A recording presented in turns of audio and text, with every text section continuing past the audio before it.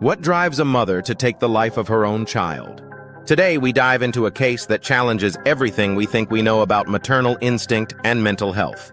In Cherokee County, Georgia, a shocking crime would tear apart not just a family, but an entire community's sense of security. The story of Chloe Driver and her young daughter Hannah is filled with disturbing revelations, religious undertones, and a web of complex relationships that ultimately led to an unthinkable tragedy. From mysterious searches about killing to save someone, to claims of being forced away from her child, to a confession written from a hospital bed, each detail of this case grows more chilling than the last. What you're about to hear isn't just a story about a murder. It's about the thin line between protection and destruction, about the depths of mental distress, and about the questions that haunt us when a mother commits the ultimate betrayal. For deeper insights into this case and access to exclusive materials, visit therealcrimediary.com. In the quiet suburbs of Cherokee County, Georgia, life moved at a predictable pace until December 2020. This affluent area north of Atlanta, known for its safe neighborhoods and strong sense of community, became the backdrop for a story that would shake its residents to their core. At the center of our story is Chloe Driver, a young mother whose life had become increasingly complicated in the months leading up to that fateful December. Her daughter, Hannah Nicole Driver, was a beautiful toddler who, by all accounts, brought joy to everyone around her. But beneath the surface of this mother-daughter relationship lay a web of tension and mounting pressure. Then there was Benjamin Ben Michael, also known as Brian Joyce, or simply Z to those close to him. His relationship with Chloe was far from straightforward, marked by allegations of control and religious overtones. The dynamic between these three individuals would prove crucial to understanding the events that unfolded. Throughout 2020, the situation had grown increasingly volatile. Chloe's life appeared to be spiraling, with concerns about her daughter's custody becoming a constant source of anxiety. By November, just weeks before the tragedy, the first clear warning signs began to emerge. Text messages, searches, and video recordings painted a picture of a woman growing increasingly desperate and isolated. But to truly understand what happened in Cherokee County, we need to look beyond the surface of these relationships and examine the complex web of circumstances that would ultimately lead to an unthinkable crime. In the stark fluorescent light of a hospital room, Detective Tana Cruz faced a woman who could not speak, yet had so much to say. Chloe Driver, her throat severely injured, communicated through pen and paper, but her written words would send chills through even the most seasoned investigators. The first words Chloe wrote weren't a denial or an excuse. They were desperate questions about her daughter. "I want to know if my baby survived ASAP," and "I want to know who is staying with her." The crushing weight of Detective Cruz's response, that Hannah hadn't survived, seemed to mark a turning point. What followed was a confession that no one could have prepared for. "He didn't do it, I did," Chloe wrote, clearing her husband of any involvement. Her next words painted a picture of a mind in turmoil. "I was going insane and no longer wanted to be with his friends but kept coming back for him. I only wanted my baby and husband, but he refused." The following day's interview proved even more chilling. Chloe's written question cut straight to the heart of her acceptance of what she'd done. "How long will my prison sentence be for killing her?" When connected with her husband by phone, the conversation revealed layers of complexity. Talk of feeling trapped, of certain threats, and mysterious references to black magic being done to her daughter. Through the sterile hospital air, a story emerged of a woman who claimed she had no choice, even as her husband's voice crackled through the phone line insisting, "You always had a choice." The truth, as it often does in cases like these, seemed to lie somewhere in the murky waters between personal responsibility and psychological breakdown. But it was Chloe's digital footprint that would reveal the truly disturbing nature of her state of mind in the weeks leading up to Hannah's death. The contents of her phone searches painted a haunting picture of someone spiraling into dangerous territory. Investigator Deanna Jarrett uncovered searches that sent shivers through the courtroom. Chloe had explicitly looked up killing someone to save them, and killing because the world was fake. Perhaps most chilling was her search for how to snap a neck, which led her to detailed information about the force needed to end a life. Her religious queries revealed inner turmoil and moral conflict.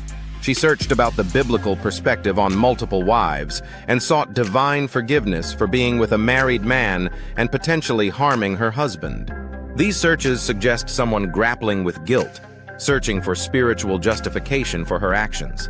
What makes this case even more complex was Chloe's apparent interest in alternative communities and treatments. Her repeated searches about the 12 Tribes community, specifically regarding single women with babies, hint at someone possibly looking for escape or belonging. Additionally, her numerous queries about CBD and its relationship to both breastfeeding and mental illness suggest she may have been seeking help for underlying issues. The CBD bottle found at the crime scene adds another layer to this tragic puzzle. While CBD is often used for anxiety and other mental health concerns, we're left wondering whether Chloe was attempting to self-medicate, and if proper mental health intervention could have prevented this heartbreaking outcome. Just 1 month before the tragic events that would unfold, Chloe Driver recorded what might be the most revealing piece of evidence in this case. In a video dated November 27, 2020, she looked directly into the camera and made a statement that would later send shockwaves through the investigation. "My name is Chloe Driver. It is 11/27/2020. I'm being forced to get in a truck with Benjamin Ben Michael to see my daughter because he kept her away from me." These words, spoken with apparent distress, paint a picture of a mother desperate to maintain contact with her child. But like so many aspects of this case, the reality may be far more complicated. The relationship between Chloe and Ben Michael, who also went by Brian Joyce or simply Z, was clearly fraught with tension. In the video, Chloe's allegations that he was keeping their daughter with other people and withholding information about her whereabouts suggest a power dynamic that had become increasingly toxic. But what makes this video particularly haunting is its timing. Here was a mother, supposedly documenting what she perceived as coercion, yet within weeks, she would commit an act that seems to contradict any maternal instinct to protect her child. Was this video a genuine cry for help? Or was it part of a larger pattern of behavior that would ultimately lead to tragedy? The contradictions are striking. On one hand, we have a mother claiming she was being forced to see her daughter. On the other, she was apparently desperate enough to spend time with Hannah that she would comply with these alleged demands. This complex dynamic between Chloe and Ben Michael would continue to deteriorate, ultimately leading to devastating consequences at therealcrimediary.com. Even behind bars, Chloe Driver's obsession with maintaining contact with her husband took disturbing turns. Despite clear prison regulations, she demonstrated an almost desperate determination to speak with Ben Michael, going to extraordinary lengths to circumvent the system's restrictions. Initially, Chloe was granted access to an unmonitored phone line, intended solely for conversations with her mother. Instead, she used this privilege to engage in an hour-long conversation with her husband. When prison authorities discovered this breach of trust, they immediately revoked her phone privileges. But this didn't stop Chloe. In a calculated effort to maintain contact with Ben Michael, she began using other inmates' PIN numbers to access the phone system, deliberately bypassing the block that had been placed on her husband's number. This pattern of deception reveals a deeply troubling attachment that seemed to transcend even the gravity of her circumstances. What's particularly striking about these communications is their timing. Even after confessing to the murder of their daughter, after all the accusations and revelations, Chloe remained fixated on maintaining contact with Ben Michael. It's a psychological puzzle that adds another layer of complexity to an already perplexing case. These unauthorized communications paint a picture of a woman who, despite everything that had transpired, couldn't seem to break free from whatever hold this relationship had over her. Whether driven by dependency, manipulation, or something darker, Chloe's persistent attempts to reach her husband suggest that the dynamics of their relationship may have played a more significant role in this tragedy than initially suspected. As this tragic case unfolds in the courtroom, we're left with more questions than answers. The death of young Hannah Driver forces us to confront uncomfortable truths about mental health, personal responsibility, and the complex web of relationships that can sometimes lead to devastating consequences. What drives a mother to such desperate actions? The evidence presents a troubling picture of religious confusion, paranoid thoughts about black magic, and a relationship dynamic that seems to have spiraled far beyond normal boundaries. Chloe's searches for killing someone to save them hint at a mind potentially untethered from reality. Yet her methodical attempts to maintain contact with her husband suggest a level of calculated thinking that complicates any simple explanations. Perhaps most haunting is the question of prevention. Were there warning signs in those searches about CBD for mental illness? In the video where Chloe claimed she was being forced to see her daughter? Could anyone have intervened before this family's story ended in tragedy? We'll continue to follow this case as it develops, but next week, we're traveling to Seattle, Washington, where another family's trust was shattered by an unthinkable betrayal. It's a case that will make you question everything you think you know about those closest to you. Until then, remember that every story we cover isn't just about crime. It's about real people, real lives, and real consequences that ripple through communities long after the courtroom falls silent. For deeper insights into the Chloe Driver case and exclusive updates on next week's episode, visit therealcrimediary.com.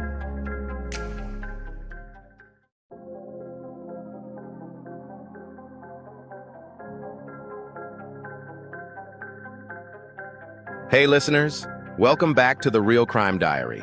I'm your host, Sean Dupree.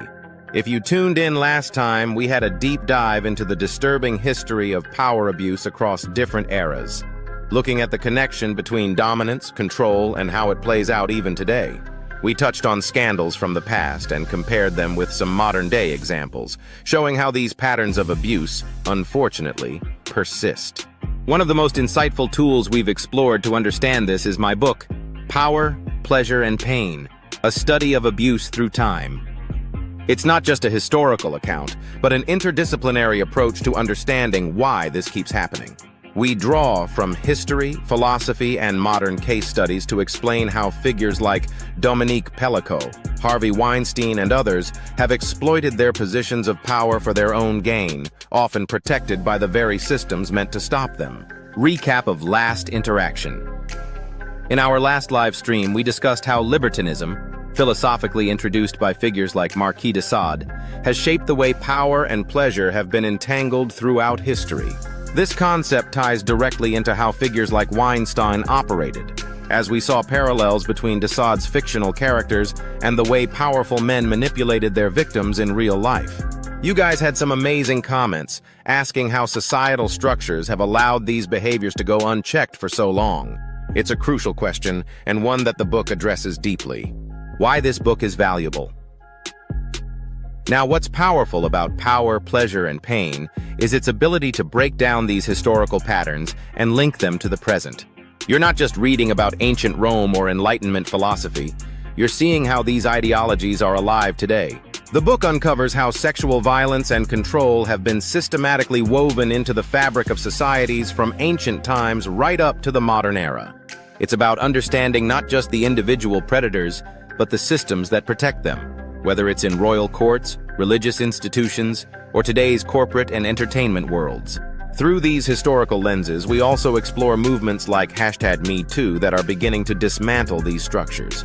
The fight for justice is far from over, but as the book demonstrates, we are in the midst of a cultural shift where legal reforms are finally addressing these long-standing issues. It's more than a history lesson. It's a guide to understanding and supporting change today. What's next? If you want to dive deeper, I suggest picking up Power, Pleasure, and Pain, a study of abuse through time. It's available now, and trust me, it will change the way you think about power, pleasure, and control. We've even got some exclusive content coming up on the channel where we'll be exploring the book's case studies in even more detail, so stay tuned for that. And if you haven't yet, make sure you subscribe to The Real Crime Diary so you don't miss any updates. Let's keep this conversation going, because understanding the past is key to changing the future.